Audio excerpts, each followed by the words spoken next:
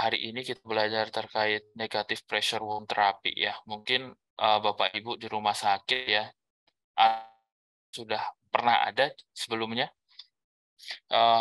Oke, saya lanjutkan terkait treatment diabetic foot ulcer ini memang kan penyakit misterius ya kalau menurut saya Bapak Ibu, karena saking banyaknya komplikasi yang terjadi pada DFU ini sehingga perawatan dan pengobatannya juga komprehensif begitu Bapak Ibu. Sehingga kita harus benar-benar bisa melakukan pendiagnosaan ya, kemudian juga dengan dokter vaskuler, dokter penyakit dalam dan dokter ortopedi dalam menangani satu pasien ini.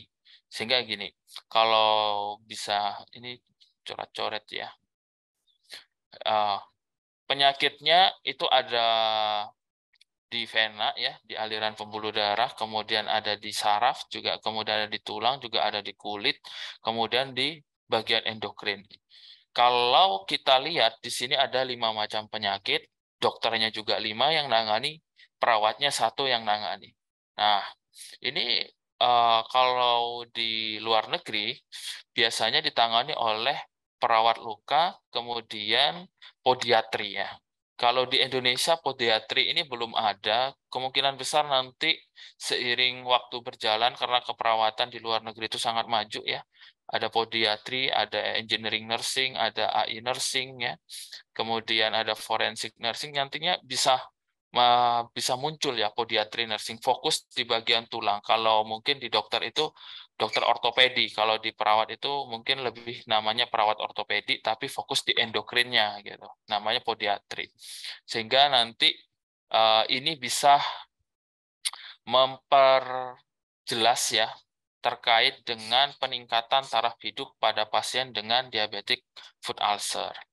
Ya, kalau kita lihat overview-nya di sini nggak ya Bapak Ibu, karena webinarnya bahasa Inggris ya, karena memang syaratnya harus berbahasa Inggris dari PPNI juga ya. Diabetic foot ulcer are among the most common complication. Jadi dia banyak banget ya Bapak Ibu ya, diabetes foot ulcer ini komplikasinya. Patient who have the diabetes mellitus will not will the control. Jadi benar-benar yang tidak terkontrol dia dapat menyebabkan komplikasi. Sebenarnya banyak komplikasi dari diabetes ya, ada imunopati, ada vaskulopati, ada neuropati, kemudian ada osteomilitis yang akhirnya nanti bisa diamputasi. Kalau kita lihat amputasi setiap 3 detik ya di dunia itu ada 1 kaki dipotong seperti itu di seluruh Indonesia, di seluruh dunia. And it also of the common the cause for osteomyelitis ya. Ini osteomyelitis jika sudah masuk ke bagian tulang ya. Biasanya kita akan berkolaborasi dengan dokter tulang, kemudian dokter penyakit dalam. Ya kalau cuman osteomyelitis saja dengan bakteri misalkan Staphylococcus E. coli ya. Tapi kalau osteomyelitisnya sudah dengan TB ya, Mycobacterium tuberculosis ini sangat riskan ya. Karena dia juga memperparah keadaan suatu pasien jika gulanya tetap di atas 200. Dan the combined involvement of the podiatrists endokrinologis ya, artinya di sini ada perawat kaki ya, kaki yang fokus di bagian diabetes, endokrin adalah dokternya, primary care physician, kalau di luar negeri dokter itu namanya adalah physician, bukan di sini DR ya. Kalau di luar negeri physician ataupun endokrinologis ya, kemudian vascular surgeon, and infectious disease specialist is extremely beneficial. Kalau kita mengacu pada pendidikan di Indonesia ya, keperawatan itu sudah mulai ada spesialis, tapi subspesialisnya belum ada. Yang ada itu adanya kedokterannya, ada spesialis, subspesialis 1, subspesialis 2. Sehingga apa? Dia lebih mengkerucut lagi tuh keilmuannya. Misalkan spesialis jantung, spesialis sub 1-nya spesialis jantung dan pembuluh darah, kemudian yang spesialis sub 2-nya nanti di koroner, arteri koroner seperti itu. Dia akan lebih mengkerucut. Dan harapannya juga di keperawatan nanti spesialisnya di medical bedah, nanti fokusnya dia di endokrin, dari endokrin dia fokusnya di bagian kaki. Begitu. Itu yang diharapkan sehingga keilmuan kita itu sudah lebih mengkerucut lagi ke depannya. Dan etiologinya, ya Bapak Ibu, menurut penelitian ya, ini penelitian saya sendiri tahun 2021 ya, yang sudah publish di internasional. Ini etiologi diabetic foot ulcer ini sangat multifaktor ya. Tidak hanya dari gula saja, tidak hanya dari insulin. Setelah saya melakukan review, the common underlying cause of poor glycemic control ya. Jadi dia tidak kontrol dari glukosanya. Kemudian kalus ya, kalus tidak dilakukan prevent sehingga apa? Dia akan muncul neuropati pada kaki bagian bawah. Kemudian foot deformities ya, artinya apa? Ada kecacatan pada kakinya. Misalnya bentuknya kafum, bentuknya bunian, kemudian banyak lagi ya bentuk-bentuk dari deformitas. Tentunya dari apa patofisiologinya? Dari gula darah yang tidak terkontrol, yang lama sekali dia sehingga kan bentuk kaki itu berubah ya. Kemudian ada improper foot care ya.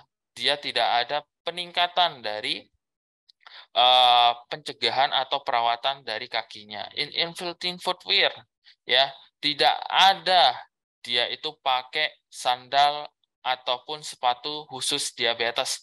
Ingat, kalau dia sudah didiagnosa diabetes, maka risiko dia terjadi kalus, terjadi dia ulcer, risikonya adalah 75%.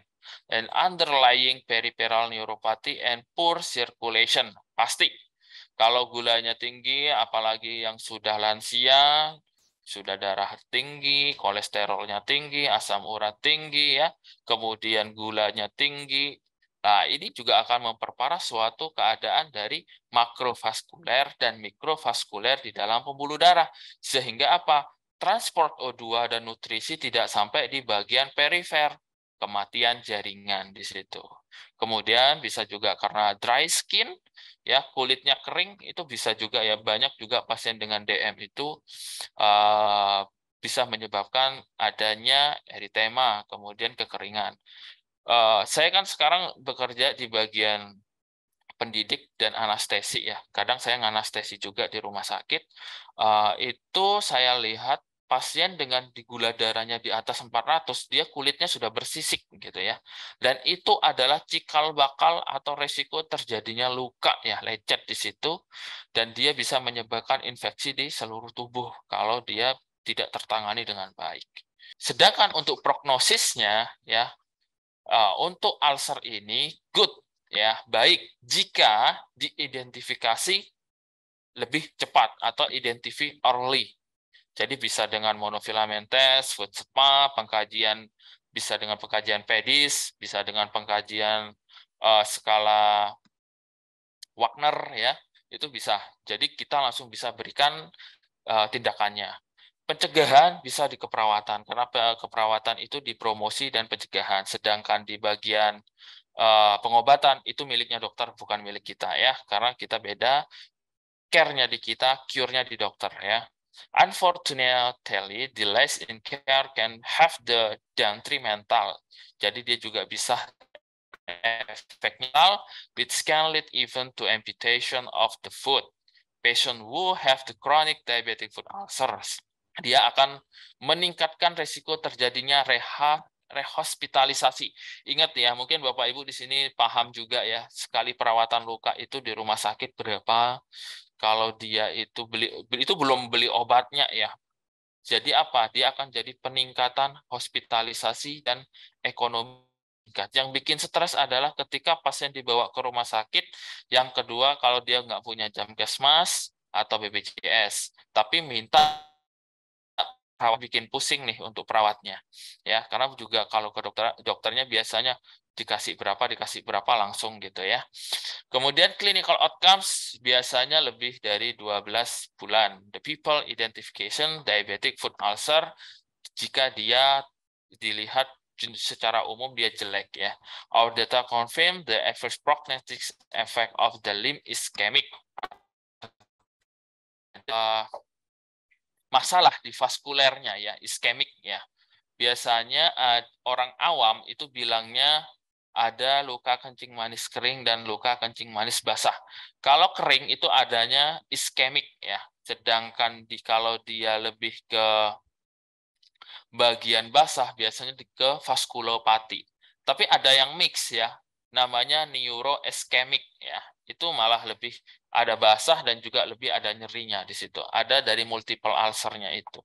Sedangkan untuk epidemiologi diabetic foot ulcer ini di seluruh dunia ya, ini 9,1 sampai dengan 26,1 juta orang ya per tahun.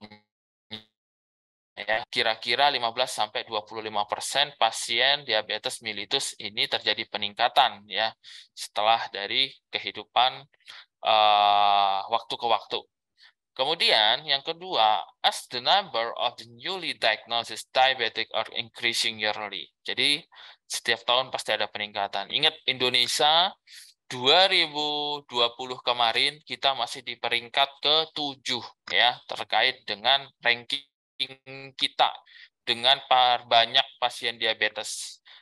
Sekarang sudah naik ke ranking 6 ya versi International Federation Diabetes 2021.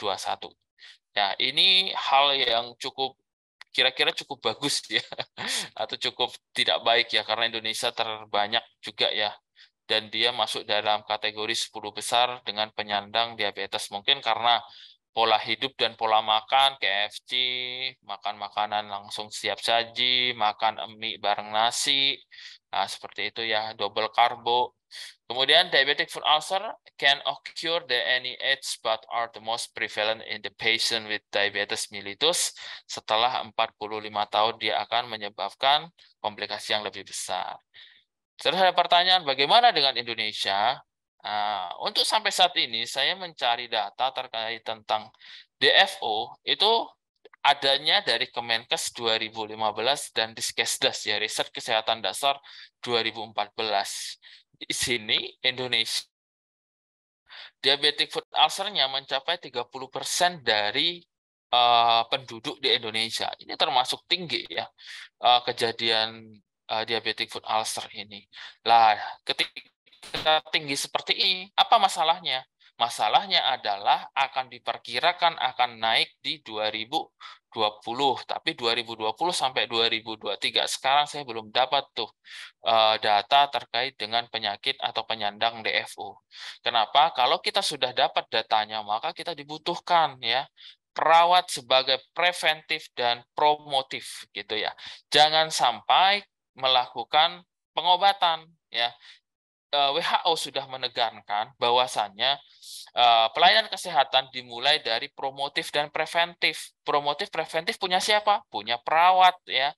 Harusnya kita lebih dikedepankan ya. Kalau di luar negeri ujungnya itu nanti dokter. Yang di awal itu adalah perawat. Kalau perawatnya kurang mahir dalam mengkaji suatu penyakit, tidak hanya diabetik ya, mungkin lebih ke gawat darurat, mungkin juga lebih ke pasien dengan darah tinggi, asam urat, penyakit jantung, dan yang lain. Gimana cara melakukan preventifnya, melakukan pengobatannya atau perawatannya di rumah kalau perawatnya tidak memenuhi syarat tersebut, maka perawatnya harus punya kompetensi di situ. Kompetensi apakah harus dari pelatihan, Pak? Tidak, baca jurnal, baca SOP, ya. Nanti kalau sudah ingin melengkapi lebih detail lagi, kan kalau di pelatihan itu kan sudah ada expertnya masing-masing ya, itu baru ditingkatkan. Hal yang tidak tahu Anda di rumah sakit ditanyakan kepada instruktur ketika nanti misalkan pelatihan ACTLS, pelatihan BTCLS, dan yang lainnya. Atau pelatihan luka, atau pelatihan tentang diabetic foot preventif. Untuk patofisiologinya sebenarnya ada 3 ya. The callus result form neuropathy. Ingat, jika orang tua atau family atau Anda sudah punya kalus, artinya di sini sudah ada neuropati. Ketika orang tua sudah punya diabetes, maka Anda mempunyai resiko terjadinya diabetic foot ulcer. Hati-hati, lihat pemilihan sepatu. Kemudian, the motor neuropathy cause physical deformity of the foot. Ya. Artinya, gerakan dengan neuropati dapat menyebabkan terjadinya kecacatan jika gula darah atau DM-nya itu lama, long ya. Itu juga bisa menyebabkan deformity, neuropati, dan sensorinya juga sudah tidak sesuai, tidak normal lagi seperti yang pertama gitu ya. Kemudian drying of the skin because autonomic neuropathy ya, seperti kelembaban ini juga akan mempengaruhi dari sistem neuropati dari kaki pasien. Sehingga finalnya frekuensi trauma of the callus result subcutaneous hemorrhagic.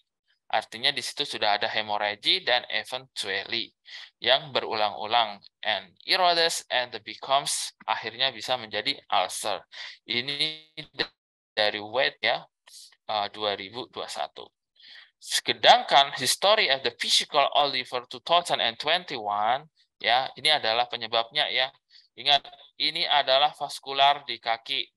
Kalau gula darahnya tinggi, maka mikro ya, yang mikro ini yang kecil-kecil pembuluh darahnya ya, yang makro ini yang besar, dia akan jadi tersumbat ya. Kalau mungkin lebih ke kapiler, ada pemeriksaan namanya kapiloroskopi. Ya, kapiloroskopi ini nantinya kalau dilihat seperti USG itu pembuluh darah di ujung itu melingkar-lingkar sehingga apa? Di perifer dia tidak mendapatkan transport O2, nutrisi dan yang lainnya sehingga kematian sel di jaringan yang bisa dilihat dengan adanya kalus ya. Bisa menyebabkan adanya ulcer seperti ini.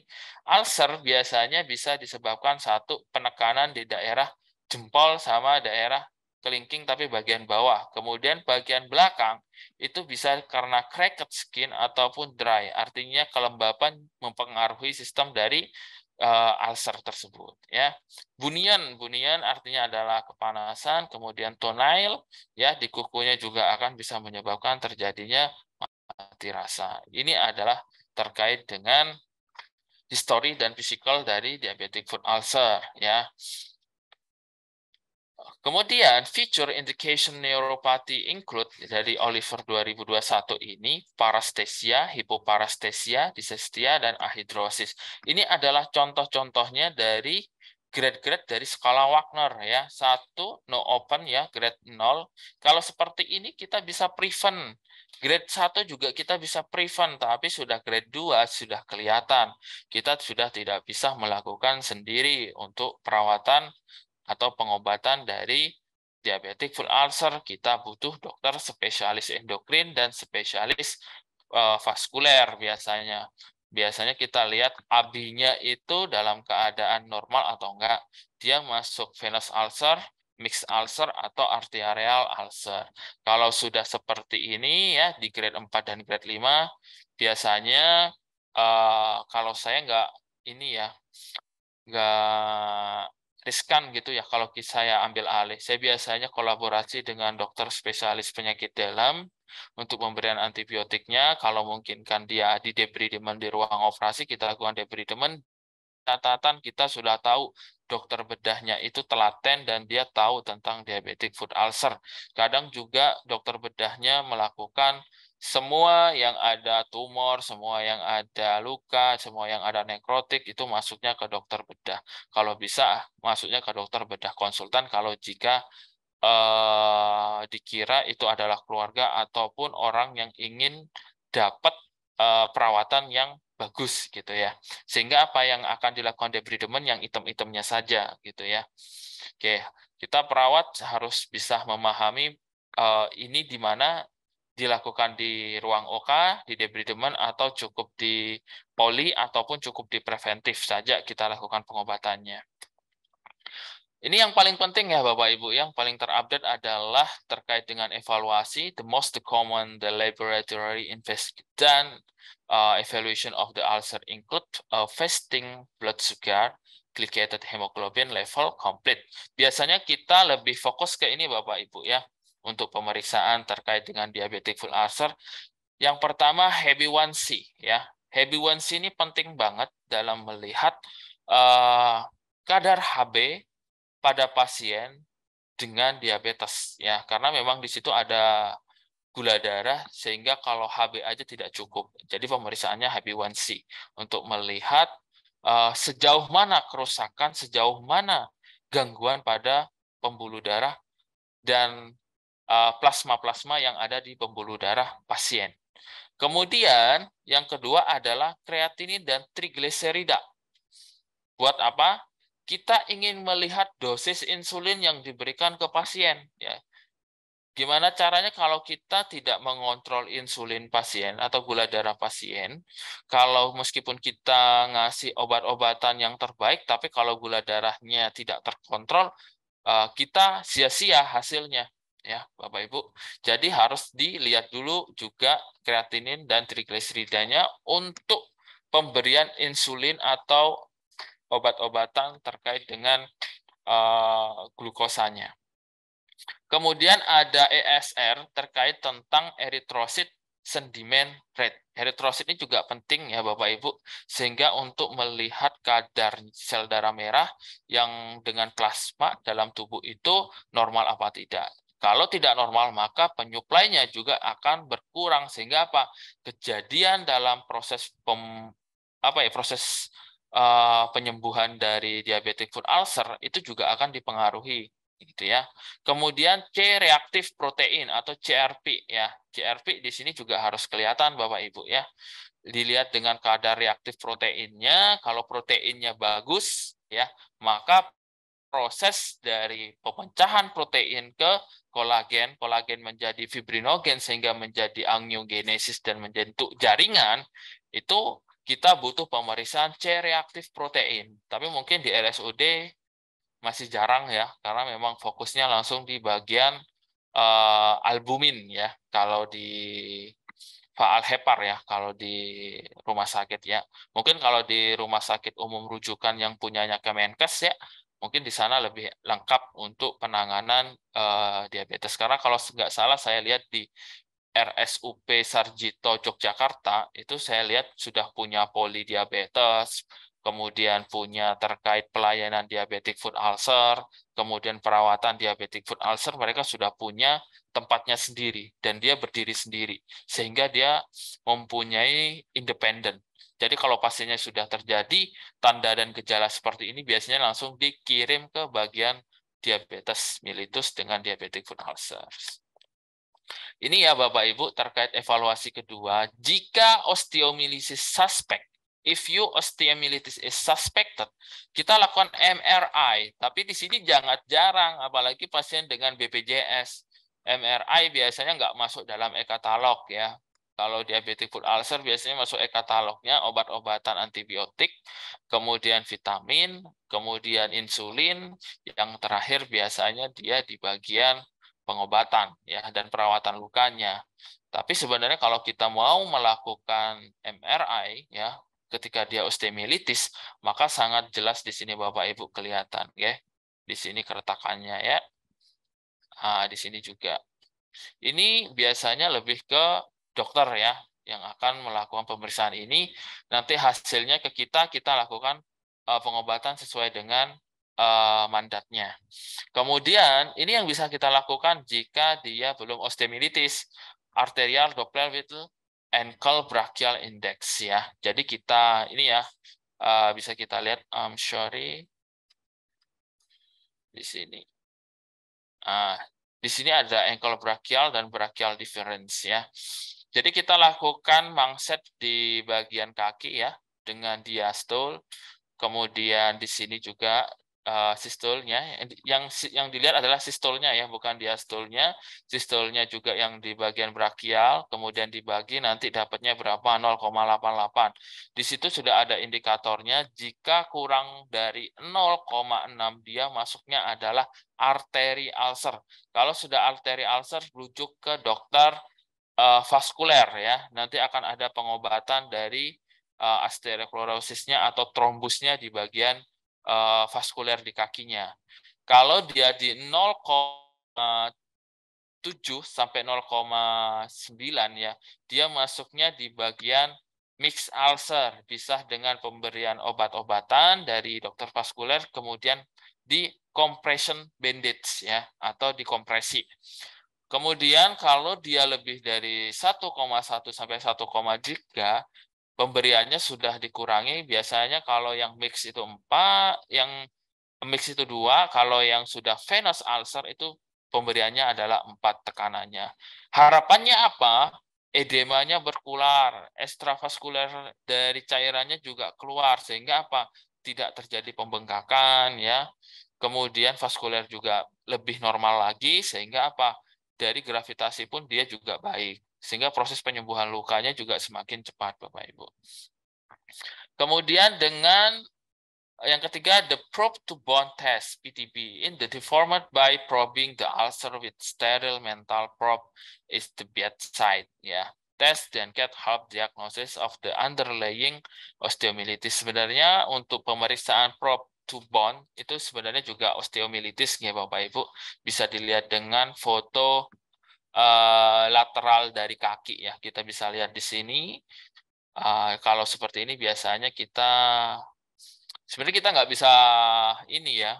Kalau untuk pembacaannya atau interpretasinya biasanya langsung dari bagian radiologi. Kalau memang sudah ada, kita langsung laporkan ke dokter tulangnya untuk pemberian antibiotik, takutnya resisten terhadap pengobatan yang lain. Dan juga kalau misalkan obat antibiotiknya dalam waktu 2 minggu tidak ada penurunan, maka bisa dilakukan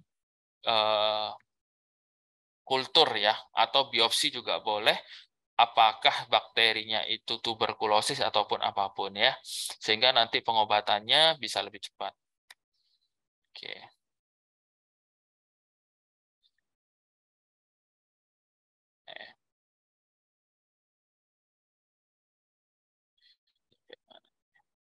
Oke, sekarang ke bagian negatif pressure wound therapy. Ini adalah contoh alatnya, nggih, Bapak Ibu. Ini adalah sistem vakum negatif. Jadi kalau sistem vakum negatif itu ditarik. Biasanya ini digunakan pada pasien-pasien dengan diabetic foot ulcer dengan komplikasi vaskulopati dengan neuroiskemik.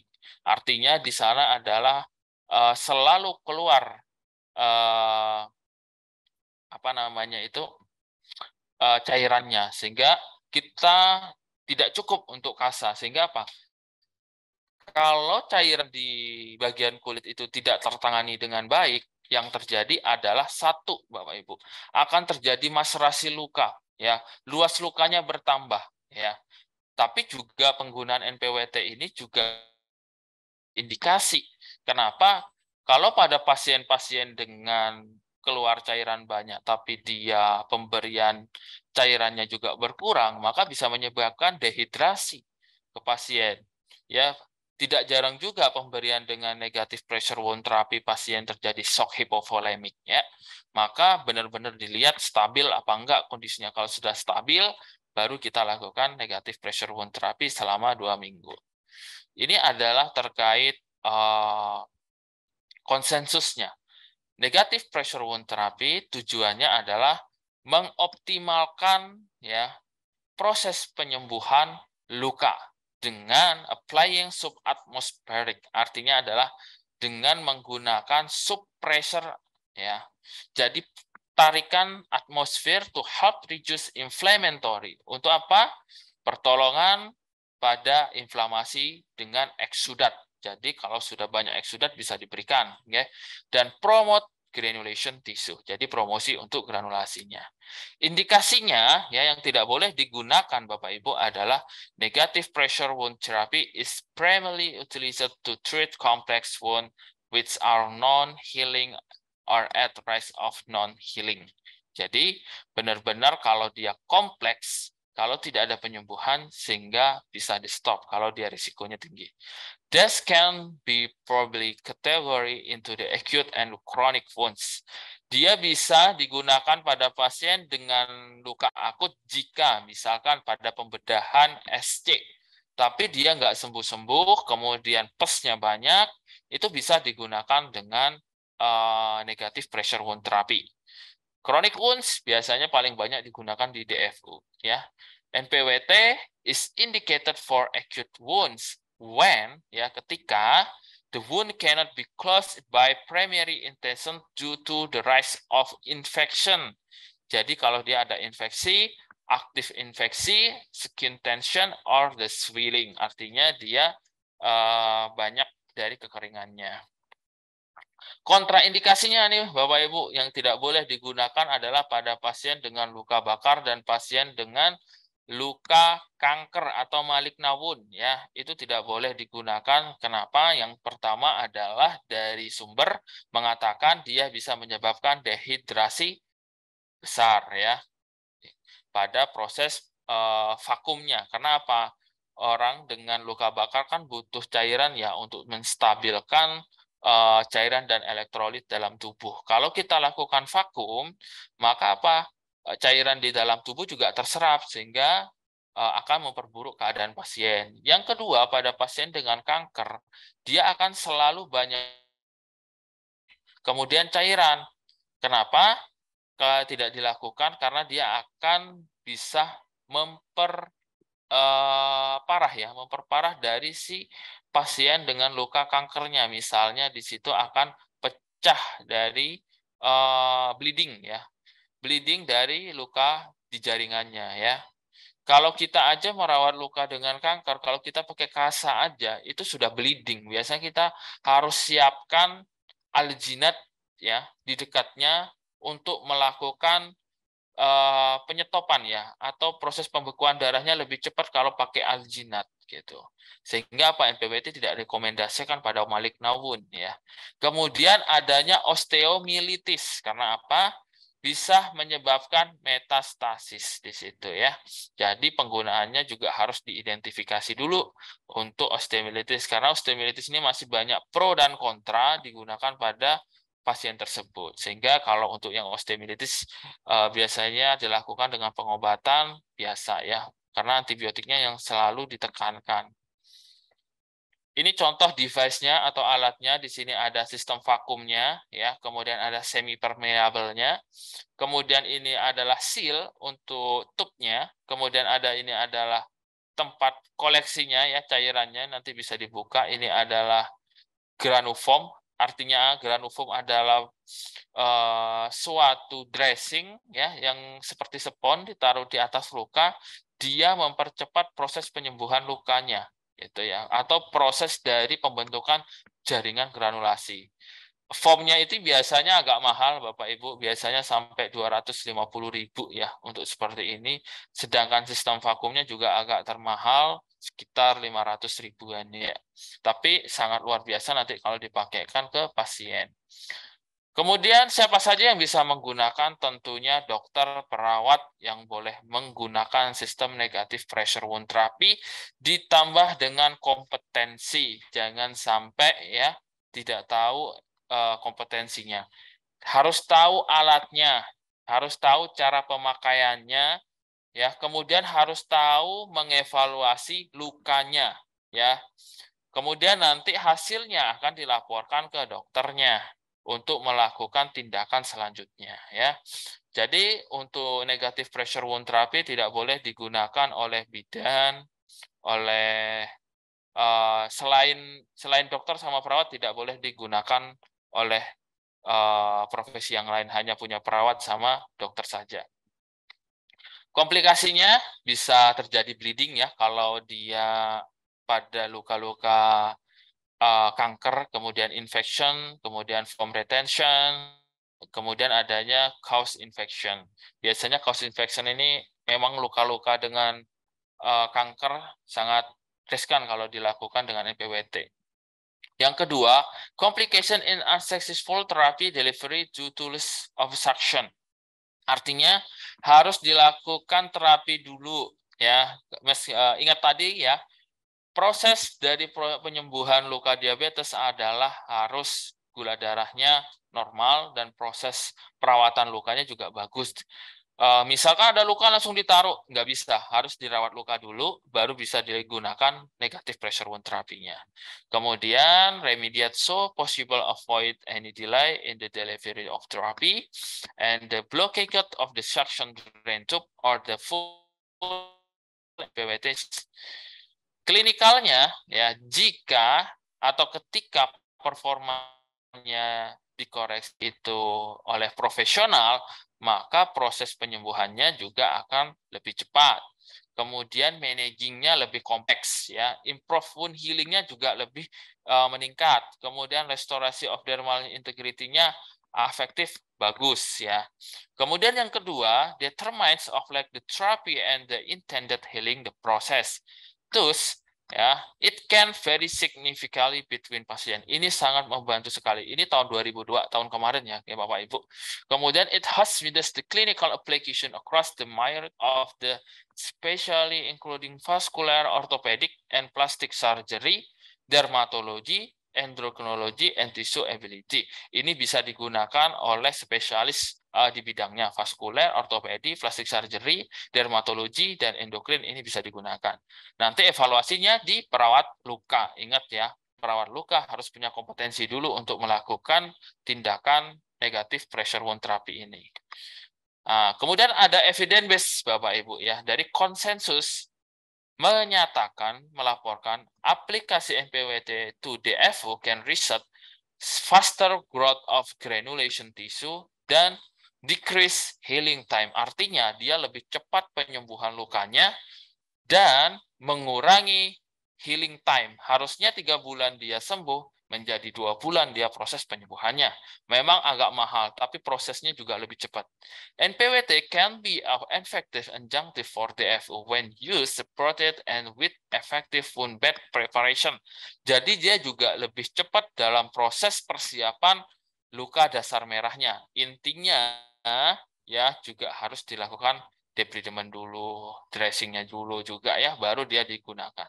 The benefit of the therapy are the well reported in the literature and the although evidence from randomized control trial remains limited. It continues to be constantly and widely used, including in the FO. Sedangkan evidence-based practice yang kedua, ini penelitian saya dengan dokter yang ada di Malaysia ya, di Kuching ya, bersama Dr. Nizam.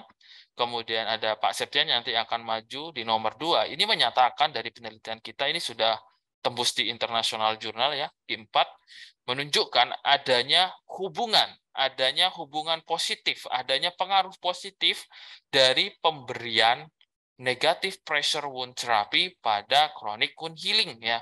Artinya chronic wound healing, luka diabetes, luka infeksi, luka nggak sembuh-sembuh, luka yang jarang sembuh, ini akan mempercepat proses penyembuhan lukanya. Ya, dengan nilai I-square-nya adalah 66,7%, artinya ada heterologi yang tinggi. Ya, dengan nilai hubungannya adalah 0,003. Ini artinya sangat benar-benar punya signifikan Bapak Ibu digunakan pada pasien Bapak Ibu. Tapi di sini ada catatan penggunaannya. The analysis result show that standard low pressure of 80 sampai 125 mm hektogram. Jadi tekanannya di antara 80 sampai 125, dia akan meningkatkan proses mikrosirkulasi dan accelerate the healing process dan menyebabkan peningkatan proses penyembuhan luka. Dan di sini, therefore, applying the NPWT program could be an alternative to nursing intervention. Artinya, dari semua yang kita review jurnal di dunia, ya, kita lakukan review, ini adalah alternatif, ya, alternatif keperawatan intervensi bisa digunakan, gitu ya. Jadi ini aman, sesuai dengan undang-undang keperawatan di Indonesia, karena non-invasif belum bisa kita lakukan, jadi insya Allah aman bisa dilakukan. Tapi perawatnya juga harus punya kompetensi dulu. Tapi di sini ya, however, educate competent wound nurse procedure step. Harus punya kompetensi perawatnya, implementasi dari device-nya harus tahu, dan evaluasi perawatan lukanya juga harus bisa. Ya. Oke, ini adalah clinical case 1, the NPWT. Ya, ini hasilnya ya. Ini kita lakukan dalam waktu 1,5 bulan ya. Ini prosesnya dari dia bengkak, kita lakukan debridement dulu, kita pasangkan NPWT-nya dengan PICO, hasilnya selesai Bapak Ibu ya. Yang kedua, ini adalah sistem PICO dari NPWT dari Kalbe ya. Ini adalah post artinya ada venous ulcer, dan yang ini adalah proses dari pembedahan laparotomi yang sulit sembuh kita gunakan Pico dengan punya Kalbe punya ya. Di sini dalam waktu 1 bulan proses penyembuhnya healing. Yang terakhir di sini ada keloid. Keloidnya kita pakai produk untuk menghilangkan keloid. Selesai. Dan NPWT ini kesimpulannya sangat bisa digunakan oleh perawat jika perawatnya sudah kompetensi, dia tahu alatnya, dia tahu mengevaluasi lukanya, di mana dia ada infeksi, di mana dia ada luka, dan bagaimana manajemen diabetesnya, maka hasilnya juga akan sangat bagus, Bapak Ibu ya. Ini referensi yang mungkin nanti Bapak Ibu bisa, kalau benar nggak ya yang dikatakan Pak Burhan, nanti bisa dilihat sendiri. Di situ sudah ada daftar pustakanya, bisa dilihat, bisa dibaca, tapi di situ bahasa Inggris semua Bapak Ibu. Ya, semoga bermanfaat untuk ilmu hari ini. Wabillahi taufiq wal hidayah. Assalamualaikum warahmatullahi wabarakatuh.